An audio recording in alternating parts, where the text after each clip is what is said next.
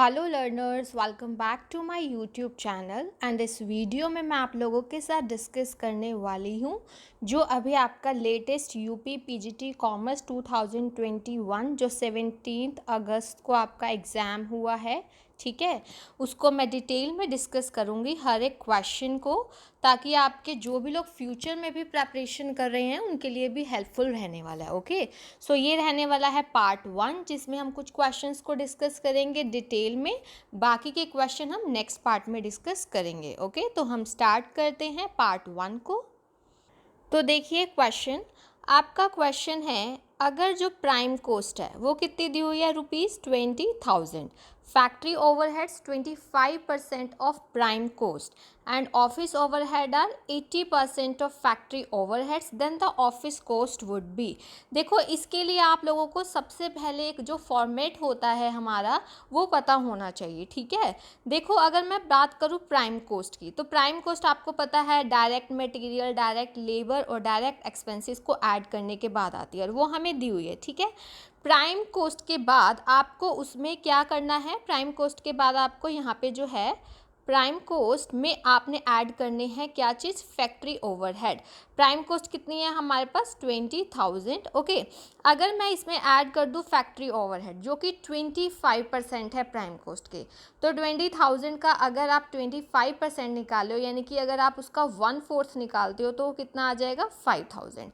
एक चीज़ ध्यान रखना, जब हम प्राइम कॉस्ट में फैक्ट्री ओवरहेड ऐड कर देते हैं तो हमारी फैक्ट्री कॉस्ट या फिर वर्क कॉस्ट आ जाती है जो कि हमारे पास 25,000 आ गई, ठीक है। अब उसके बाद हम लोग क्या करेंगे, इसमें हम लोगों ने ऐड करना है, आपको क्या बोला हुआ है यहाँ पे, देखो 25,000 आ गया है, ऑफिस ओवरहेड। अब ऑफिस ओवरहेड इसमें ऐड करोगे जो कि आपको 80% दिए हुए हैं फैक्ट्री ओवरहेड के। ध्यान रखना है किसके दिए हुए हैं, फैक्ट्री ओवरहेड, जो कि हमारे पास कितने हैं, 5,000। 5,000 का 80% अगर मैं करती हूँ तो वो आता है 4,000, ठीक है। तो यहाँ पे आप लोगों के पास अब ऐड करने के बाद आपकी जो ऑफिस कॉस्ट, जिसको हम लोग कॉस्ट ऑफ प्रोडक्शन भी बोलते हैं, 29,000 आपके पास आ जाएगा। तो हमारा आंसर क्या आएगा, 29,000। ये आप लोगों को अच्छे से क्लियर होना चाहिए। हम लोगों की जो ऑफिस कॉस्ट है वो कितनी आई, 20,000 प्लस उसमें हमने किए थे 5,000 प्लस 4,000, ठीक है। तो 29,000 वाला जो है वो हमारा आंसर आने वाला है, दिस वन। ओके, मैं आप लोगों को एक बार फॉर्मेट दिखा देती हूँ, देख लीजिए आप फॉर्मेट क्या होता है हमारा। आप देखिए, direct material, labour, direct expense. मैं आपको प्रॉपर डिटेल में इसलिए करवा रही हूँ क्वेश्चन, ताकि इससे रिलेटेड आपका आगे जो भी कॉमर्स के स्टूडेंट हैं उनके लिए यूज़फुल रहे। तो इसको हमने ऐड किया तो प्राइम कॉस्ट आती है जो हमें क्वेश्चन में दी हुई थी आप लोगों के, ठीक है। उसमें हम लोग ऐड करते हैं वर्क्स ओवरहेड, या फिर जिसको हम लोग बोल सकते हैं फैक्ट्री ओवरहेड। ओके, उसके बाद क्या आता है हमारा, जब हम वर्क्स ओवरहेड को ऐड कर देते हैं तो हमारे पास जो है आती है कॉस्ट, उसको क्या बोलते हैं हम लोग, उसको हम लोग बोलते हैं वर्क कॉस्ट। उसमें हमने ऐड किए ऑफिस एंड एडमिनिस्ट्रेशन ओवरहेड जो कि हमें 80% दिए हुए थे फैक्ट्री ओवरहेड के, ठीक है। ये हमने ऐड करते करते अब उसके बाद जो हमारी क्या आ जाती है, वर्क कॉस्ट बोलते हैं, या फिर इसकी हमारी जो आ गई office cost, sorry office cost, या फिर इसको कॉस्ट ऑफ प्रोडक्शन। फिर बाद में ऐड होते हैं सेलिंग एंड डिस्ट्रीब्यूशन ओवरहेड, फिर टोटल कॉस्ट, प्रॉफिट और ये सेल। ये आपको फॉर्मेट अच्छे से पता होना चाहिए। कुछ भी आपको दिया हो, आपने उसको जो भी दिया है उसका यूज़ करके प्रॉपर फॉर्मेट में आपने इसको करना होता है, ठीक है। नेक्स्ट देखिए question, excess of face value over issue price of a share. सबसे पहले तो मैंने आप लोगों को अपनी वीडियोस में भी बताया कि क्वेश्चन को ध्यान से पढ़ना है। अब कुछ स्टूडेंट्स के माइंड में यहाँ पे ये होगा कि यहाँ पे सीधा एक्सेस है ना, यानी कि ज़्यादा है तो इसका मतलब प्रीमियम होगा। कई बार हम गलती में, जल्दी में ये गलती कर जाते हैं, ठीक है। आपको यहाँ पे फेस वैल्यू का बोला हुआ है, जो हमारी फेस वैल्यू है रुपीज़, सपोज हमारी जो है 10 है, ठीक है। ओवर इशू प्राइस जबकि जो हमने इशू किया है वो ₹8 में किया है, फेस वैल्यू 10 थी, हमने ₹8 में किया है, वो हमारा डिस्काउंट होता है, यानी कि हमने फेस वैल्यू से कम में इशू किया है। लेकिन आपको पता है हम कंपनीज एक्ट 2013 के अकॉर्डिंग अब डिस्काउंट पे इशू नहीं कर सकते, तो थोड़ा आपको लेटेस्ट भी पता होना चाहिए। नेक्स्ट आपका क्वेश्चन है कि जो स्केलर चेन प्रिंसिपल है वो किसने प्रोवाइड किया है। ये प्रोवाइड किया है किसने, हेनरी फ्योल ने। आपको पता है ना, हेनरी फ्योल ने 14 प्रिंसिपल्स दिए हैं मैनेजमेंट के। So one of them is scalar chain. Scalar chain में क्या होता है, आपकी जो प्रॉपर जो है लाइन ऑफ अथॉरिटी मूव करती है, ये आपको पता होना चाहिए, ठीक है। जैसे सपोज ये ए बॉस है, फिर उसका सबऑर्डिनेट बी है, फिर सी, फिर डी, ठीक है। इस टाइप से हम लोग ऐसे कह सकते हैं। लेकिन इसमें ना एक कॉन्सेप्ट होता है हमारा गैंग प्लैंक का। गैंग प्लैंक होता है इसमें, गैंग प्लैंक होता है इसका एक्सेप्शन, यानी कि एमरजेंसी के केस में डी और जी आपस में बात कर सकते हैं, ये इसका एक्सेप्शन है। वैसे तो देखो प्रॉपर अथॉरिटी से मूव करना पड़ता है, but in the case of emergency वो लोग आपस में बात कर सकते हैं, तो that will be gang plank. तो स्केलर चेन प्रिंसिपल किसने दिया है, आपको पता होना चाहिए, हेनरी फ्यूल ने। ओके, नेक्स्ट हमारा क्वेश्चन था, in what orders do managers perform the managerial function. बहुत ही इजी क्वेश्चन है, और आपको ना काफ़ी क्वेश्चन ऐसे मिलेंगे इसमें आपके एग्जाम में, जो कि पिछले जो आपका पीजीटी हुआ था पिछली बार 19 में जो हुआ है, और जो टीजीटी का भी लेटेस्ट 2021 में हुआ है, काफ़ी क्वेश्चन उसमें से आए हुए हैं। तभी कहते हैं प्रीवियस ईयर पेपर ज़रूर हमें करने चाहिए। सो मैनेजरियल फंक्शन आपको पता है, planning, organizing, staffing, directing, controlling, ठीक है। अब हमें यहाँ स्टाफिंग तो किसी भी ऑप्शन में दिया नहीं हुआ, फिर भी हमें देखना है planning, organizing, directing and controlling हमारे डी वाले ऑप्शन में दिया हुआ है, ठीक है। ये वाला क्वेश्चन देखिए आप लोगों का रिपीट आया था, on dissolution of a firm the assets of a firm are transfer to realisation account at their. देखो डिसोल्यूशन यहाँ फर्म की बात हो रही है, यानी कि फर्म ही हमारी डिसॉल्व हो रही है। आपको पता होना चाहिए there is difference between dissolution of partnership. Partnership का कब होता है, जैसे एडमिशन हो रहा है, रिटायरमेंट हो रही है, बट यहाँ फर्म की बात हो रही है। तो रियलाइजेशन अकाउंट पे जब मतलब उनको क्या किया जाता है, ट्रांसफ़र किया जाता है एट देयर बुक वैल्यू, और ये क्वेश्चन आपका रिपीट है, ठीक है, बुक वैल्यू पे किया जाता है। नेक्स्ट है question, which of the following is not included in agriculture income. Agriculture income वाला क्वेश्चन पहले भी रिपीट हुआ है, और मैं आप लोगों को फ्यूचर के लिए एडवाइस दूंगी कि एग्रीकल्चर इनकम में कौन कौन सी एक्टिविटीज़ आती है, और नॉन एग्रीकल्चर में आपका चैप्टर है ना टेक्स्ट में, तो ये आप जरूर उसके एग्जाम्पल ज़रूर पढ़ लेना। देखो एग्रीकल्चर इनकम वो होती हैं जिसमें हमने बेसिक ऑपरेशंस एग्रीकल्चर से रिलेटेड परफॉर्म किए हों, या एग्रीकल्चरल लैंड से आपको जो रेंट और रेवेन्यू वगैरह ये मिल रहा होता है, ठीक है। तो कौन सी नहीं है, देखो इनकम फ्रॉम ग्रोइंग फ्लावर्स, या rent of agricultural land for agricultural work, जैसे अभी आपको मैंने बताया, और इनकम फ्रॉम एग्रीकल्चरल वर्क, ये सारे हमारे एग्रीकल्चरल इनकम में है। बट दिस वन जो सी वाला ऑप्शन है, income from purchasing of standing crop, आपने क्रॉप को परचेज किया है, स्टैंडिंग क्रॉप को, यहाँ पे आपने खुद बेसिक ऑपरेशंस परफॉर्म नहीं किए हैं, तो ये आपका एग्रीकल्चरल इनकम में काउंट नहीं होगा। और हमसे वही पूछा गया है कौन सा इंक्लूड नहीं होगा, सो डेफिनेटली हम लोगों का आंसर क्या आने वाला है, सी आएगा। ओके, नेक्स्ट क्वेश्चन है, when shares are forfeited share capital account is debited by. जब शेयर्स को फोरफिट किया जाता है तो शेयर कैपिटल अकाउंट क्या डेबिट किया जाता है, किससे किया जाता है, called up amount of share. ये भी रिपीटेड क्वेश्चन है। देखो आप लोग को पता है जितना अमाउंट कॉल्ड अप किया होता है उसी को हम वापस अब रिवर्स एंट्री करते हैं ना शेयर फोरफिचर में, उसको ही हम डेबिट करते हैं जहाँ से शेयर कैपिटल आता है हमारा, और कॉल्ड अप अमाउंट से किया जाता है। ये आप लोगों को जो है अच्छे से ध्यान रखना है। ओके, नेक्स्ट क्वेश्चन देखिए, ये टीजीटी में भी आपका पूछा गया था। According to Malthusian theory of population, क्या होता है, पॉपुलेशन अर्थमेटिकली इंक्रीज करती है, या फूड प्रोडक्शन ज्योमेट्रिकली इंक्रीज करता है, या पॉपुलेशन इंक्रीज करती है ज्योमेट्रिकली, या बोथ ए एंड बी। देखो उनके अकॉर्डिंग पॉपुलेशन इंक्रीज करती है ज्योमेट्रिकली, और जो एक और ध्यान रखना, और उन्होंने माना था कि जो फूड प्रोडक्शन है वो इंक्रीज करता है अर्थमेटिकली। ओके, ध्यान रखना फ्यूचर के लिए, पॉपुलेशन इंक्रीज करती है ज्योमेट्रिकली, और जो आपका फूड प्रोडक्शन होता है वो अर्थमेटिकली इंक्रीज करता है, ठीक है। नेक्स्ट क्वेश्चन देखिए, कलेक्शन फ्रॉम डेटर्स। अब देखिए रेशियो एनालिसिस से आपको क्वेश्चन आते हैं, कलेक्शन फ्रॉम डेटर्स। समझिए, मान लो मैंने डेटर से ₹50,000 लेने थे, ठीक है। अब क्या होगा, अगर मैंने उनसे 50,000 रुपीज़ ले लिए, तो एक बात बताइए, डेटर्स भी हमारी करंट एसेट्स है, कैश आएगा वो भी करंट एसेट्स है, तो क्या होगा, एक टाइप से तो हमारा करंट एसेट्स में 50,000 ऐड हो जाएगा बिकॉज कैश आया है डेटर से, लेकिन डेटर्स भी तो कम हो रहे हैं तो माइनस हो जाएगा। सो इससे क्या होगा कि हमारे करंट रेशियो पे कोई भी इफ़ेक्ट नहीं पड़ेगा। क्या होगा, हमारे करंट रेशियो पे इसका जो है कोई भी इफ़ेक्ट नहीं पड़ेगा। ये आप लोगों को जो है अच्छे से ध्यान रखना है इसमें, ओके। नेक्स्ट क्वेश्चन है हमारा, इन्वेंट्री टर्नओवर रेशियो इज। देखो अगेन रेशियो एनालिसिस से क्वेश्चन है। अब आपको ये क्वेश्चन आ जाते हैं कि जैसे अब डिफरेंट कैटेगरीज हैं, जो मेन कैटेगरीज, जैसे कि हमारे लिक्विडिटी रेशियोज में कौन से आते हैं, सॉल्वेंसी में कौन से आते हैं, आपके एक्टिविटी रेशियोज को जो है हम लोग एफिशिएंसी रेशियोज भी बोलते हैं, ठीक है। प्रॉफिटेबिलिटी में कौन से आते हैं, जो जो स्टॉक टर्नओवर रेशो है वो हमारा एक्टिविटी रेशो में आता है, ठीक है। ये बताता है कि कितना एफिशिएंटली करंट एसेट्स को लाइक स्टॉक को मैनेज किया जा रहा है, कितना जल्दी वो सेल हो रहा है, इस टाइप से। तो stock turnover, inventory turnover ratio is activity ratio, okay.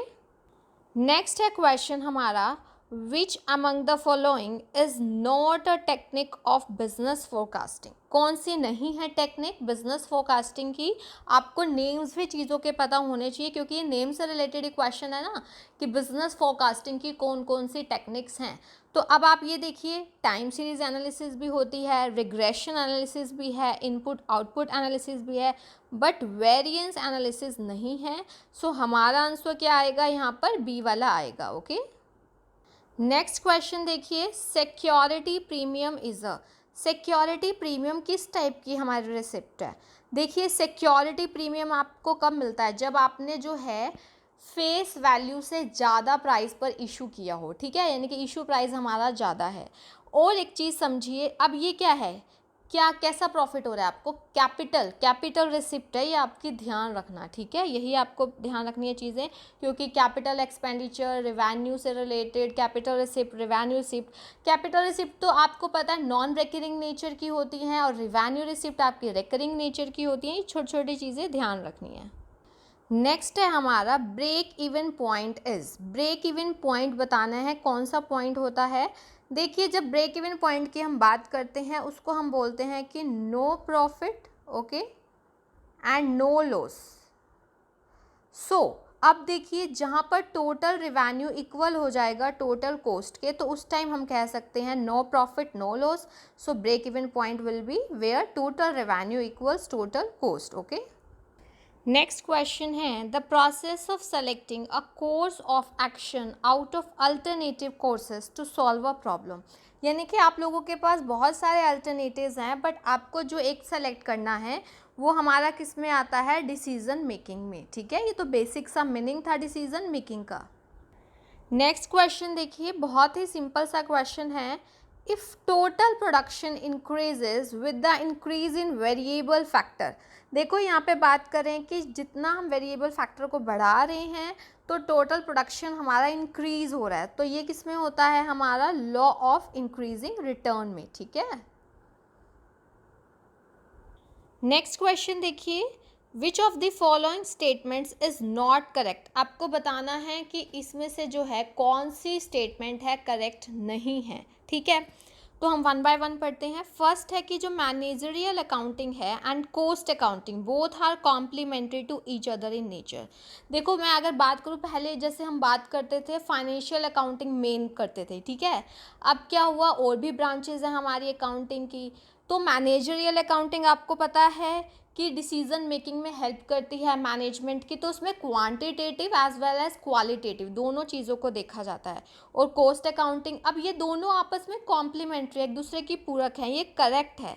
Managerial accounting is concerned with the accounting information that is useful to management. बिल्कुल मैनेजमेंट अकाउंटिंग किससे जुड़ी हुई है, ऐसी अकाउंटिंग इन्फॉर्मेशन से जो कि मैनेजमेंट के लिए यूजफुल है।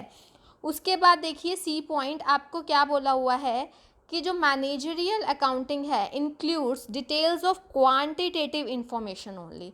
अगर यहाँ पे क्वांटिटेटिव एंड क्वालिटेटिव दोनों आ जाता तो ये करेक्ट होता, बट यहाँ पे क्वांटिटेटिव बोला है, इसी वजह से यही वाला आंसर आएगा, नॉट करेक्ट वाला। ओके, तो हमारा आंसर क्या आएगा, सी वाला, ये चीज़ ध्यान रखना।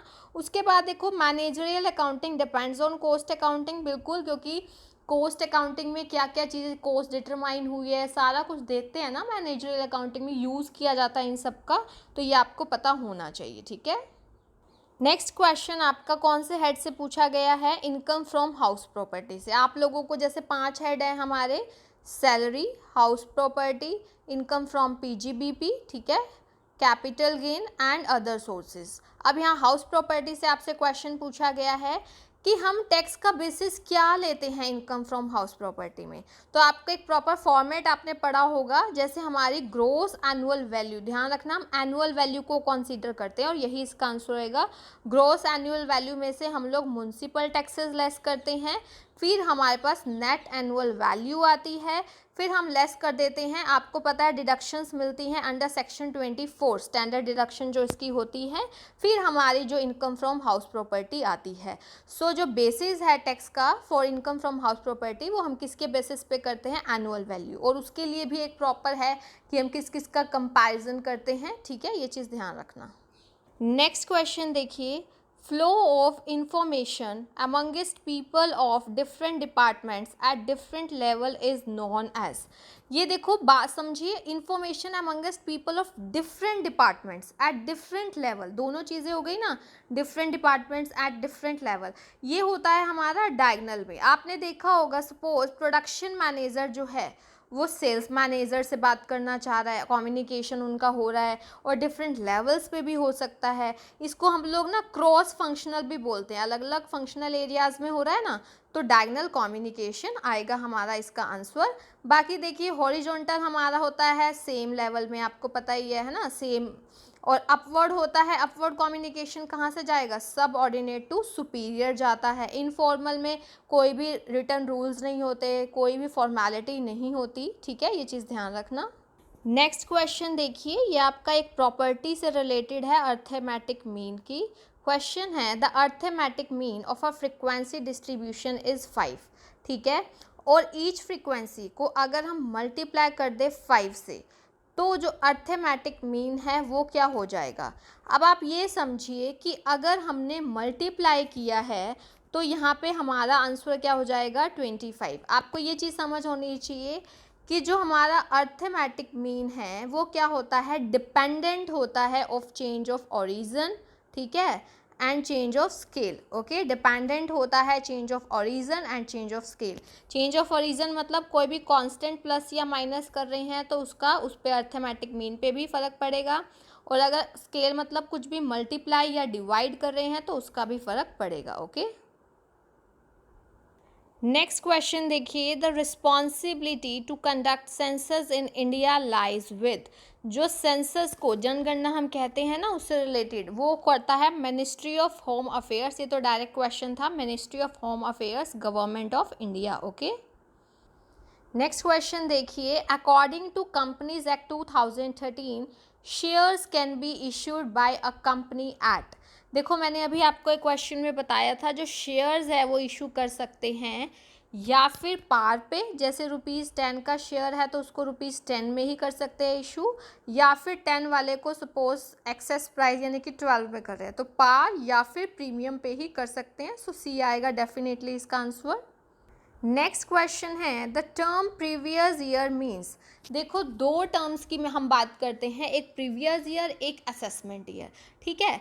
तो अगर हम बात करें प्रीवियस ईयर की, तो जिस इनकम पर, जिस ईयर की इनकम पर हम लोग टैक्स लगा रहे हैं, ठीक है, और ये असेसमेंट ईयर से पहले आता है, जैसे financial year just before assessment year. Suppose हम लोग 19-20 की, ठीक है, 19-20 की हमने इनकम पर लगाना है टैक्स, तो ये तो प्रीवियस ईयर हो गया, और असेसमेंट ईयर क्या होगा, 20-21 वाला, यानी कि कौन सा होगा 20-21, 1 अप्रैल 2020 से लेकर हमारा 31 मार्च 2021 तक, तो financial year just before the assessment year.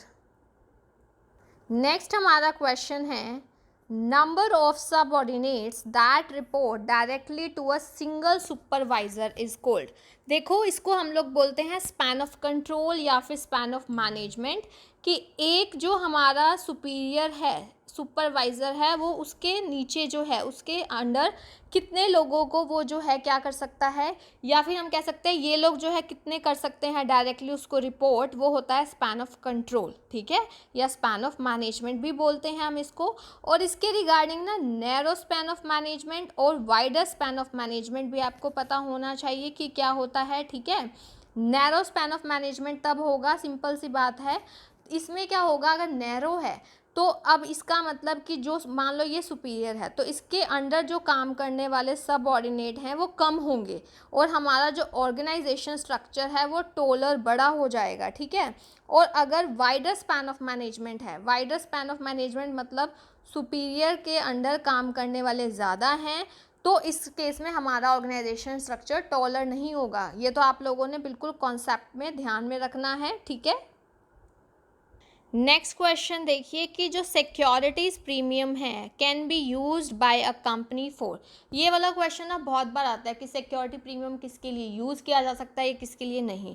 देखो सिक्योरिटी प्रीमियम इशू करने के लिए यूज़ किया जा सकता है for fully paid bonus share to its members, ठीक है, इसके लिए यूज़ किया जा सकता है, या फिर जो प्रेलिमिनरी एक्सपेंसेस होते हैं ना उनको मीटअप करने के लिए किया जा सकता है। ये चीज़ें आप लोगों ने ध्यान रखनी है, ठीक है।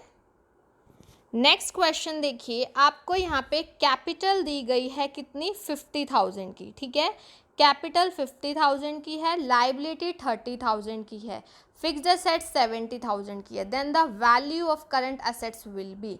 देखो कैपिटल आपको पता है ना, capital plus liability is equal to assets, हमारा यही होती है इक्वेशन भी।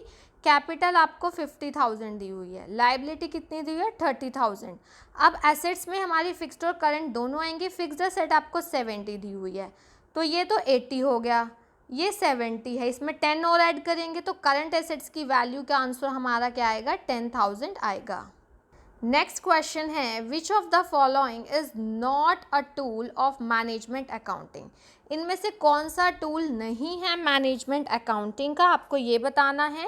सो देखिए मैनेजमेंट अकाउंटिंग में आपको पता है मैनेजमेंट के डिसीजन मेकिंग में हेल्प करता है। अब देखो फाइनेंशियल अकाउंटिंग आंसर आएगा। फाइनेंशियल अकाउंटिंग तो अलग से एक ब्रांच है हमारी अकाउंटिंग की, जिसके हम प्रॉफिट एंड लॉस वगैरह, नेट प्रॉफिट वगैरह पता करते हैं, ये सब कुछ। But inflation accounting, standard costing, ये सारी यूज़ की जाती हैं, एनालिसिस ऑफ फिनेंशियल स्टेटमेंट्स, ये तीनों टूल है हमारे मैनेजमेंट अकाउंटिंग के, बट फाइनेंशियल अकाउंटिंग नहीं है। तो हमारा आंसर क्या आएगा, ए वाला आएगा, ओके। नेक्स्ट क्वेश्चन देखिए, second quartile is called. Second quartile मतलब Q2, आपको पता है Q1 फर्स्ट वाली होगी, Q2 फिर Q3, तो जो सेकेंड क्वार्टाइल होती है वो होती है हमारी मीडियन, ठीक है, जो 50% हम बात करते हैं ना, ये this one median, okay. Next question देखिए, आपको करंट रेशो 2.5 दिया हुआ है, वर्किंग कैपिटल 90,000, तो value of current assets will B. Current ratio का फॉर्मूला होता है current assets divided by current liability. 2.5 है, हम करंट लायबिलिटी को x मान लेते हैं, तो करंट एसेट्स 2.5x, तभी तो 2.5 रेशो आएगा ना। वर्किंग कैपिटल 90,000 है, वर्किंग कैपिटल होती है हमारी current assets minus current liability is equal to 90,000, ठीक है। 2.5 माइनस एक्स करेंगे तो 1.5x इज इक्वल टू कितना आ जाएगा आपके पास, 90,000। तो x की वैल्यू आप अगर करते हैं 90,000 डिवाइडेड बाय 1.5, तो आपके पास 60,000 नहीं, सॉरी 60,000 तो आपकी यहाँ पे क्या आ रही हैं, हमारी 60,000 तो आ रही है हमारे पास करंट लायबिलिटी, ठीक है। 60,000 क्या आ रही है हमारे पास, करंट लायबिलिटी। हमसे करंट एसेट्स पूछा है, तो करंट एसेट्स कैसे निकालेंगे, 60,000 को इंटू कर दीजिए 2.5 से, तो जब आप इसको मल्टीप्लाई करते हैं 1,50,000 हमारे पास इसका आंसर आएगा, ठीक है। नेक्स्ट क्वेश्चन जो पूछा गया है वो आप लोगों से कंपनी के फीचर से पूछा गया है, कौन सा नहीं है फीचर्स। देखिए सेपरेट लीगल एंटिटी होती है कंपनी, और उसके मेंबर्स की मतलब एंटिटी मतलब आइडेंटिटी अलग अलग होती है। परपैचुअल सक्सेशन रहता है, कंपनी लगातार चलती रहती है, मेंबर्स में गो, मेंबर्स में come, but company will goes on, okay. Artificial है कंपनी, इसीलिए इसकी कॉमन सील होती है, कंपनी नेचुरल पर्सन की तरह ब्रीथ नहीं कर सकती है ना। लेकिन नॉन कॉर्पोरेट बॉडी इसका फीचर नहीं है और हमारा आंसर यही आएगा ए वाला। ओके, नेक्स्ट देखिए, स्टैट से क्वेश्चन है, the relationship between correlation coefficient and coefficient of determination can be expressed as. अगर मैं बात करूँ रिलेशनशिप की, तो कॉरिलेशन कॉफिशिएंट और कॉफिशिएंट ऑफ डिटर्मिनेशन में क्या होता है, ध्यान रखना जो कॉफिशिएंट ऑफ डिटर्मिनेशन है वो स्क्वायर होता है कॉरिलेशन कॉफिशिएंट का, ठीक है, ये ध्यान रखना। Coefficient of determination is square of correlation coefficient, ठीक है। तो हमारा आंसर क्या आएगा यहाँ पर, ए वाला। नेक्स्ट देखिए, a company incorporated by a special act of parliament और any state legislature is called. देखो, कोई भी ऐसी कंपनी जो कि स्पेशल एक्ट ऑफ पार्लियामेंट से इनकॉर्पोरेट है या अदर एनी स्टेट लेजिस्लेचर से, वो हमारी स्टैट्यूटरी कंपनीज होती हैं, ठीक है। अब इसके अगर हम एग्जाम्पल की बात करें, जैसे कि आरबीआई का एक्ट है ना 1934, ओके। उसके बाद जैसे कि हमारा स्टेट बैंक ऑफ इंडिया हो गया, लाइफ इंश्योरेंस कॉरपोरेशन, ये सब चीज़ें आप लोगों ने ध्यान रखनी है, ठीक है। नेक्स्ट है, the assumption that anticipate no profit and provide for all losses, ठीक है, इज बेस्ड ऑन। ये वाला ना आपसे बहुत बार पूछा गया है और ये कन्वेंशन ऑफ कंजर्वेटिज्म है।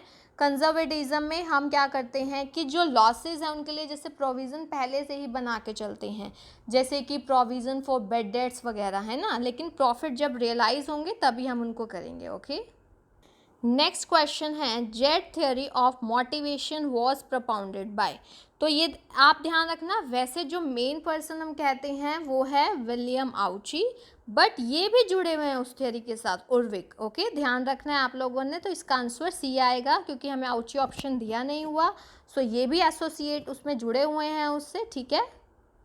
नेक्स्ट क्वेश्चन देखिए, राइट शेयर्स मीन्स दो शेयर्स विच आर।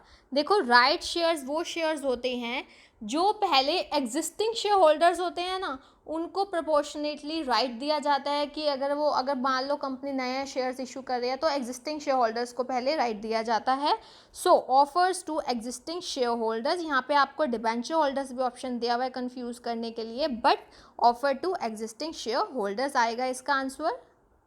नेक्स्ट देखिए, ध्यान से पढ़िए, रेशियो एनालिसिस से है हमारा, higher the ratio the more favourable it is. जितना ज़्यादा रेशियो हायर होगा उतना ही फेवरेबल है बिजनेस के लिए।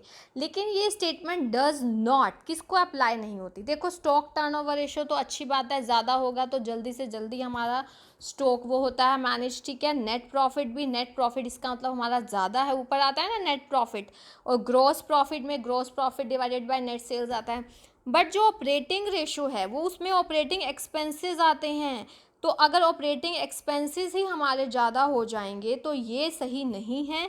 सो हमारा आंसर क्या आएगा, डी वाला, कि ये वाला रेशियो अगर ज़्यादा होगा तो इसका मतलब यही नहीं है कि ये फेवरेबल होगा, ये गलत हो जाएगा। तो इसीलिए हमारा आंसर क्या आएगा, डी वाला। ओके, नेक्स्ट क्वेश्चन आपका प्रॉपर्टी से रिलेटेड है, हमारा जो अर्थमेटिक मीन की प्रॉपर्टी है उससे रिलेटेड है। The sum of the deviations taken from the arithmetic mean of a series.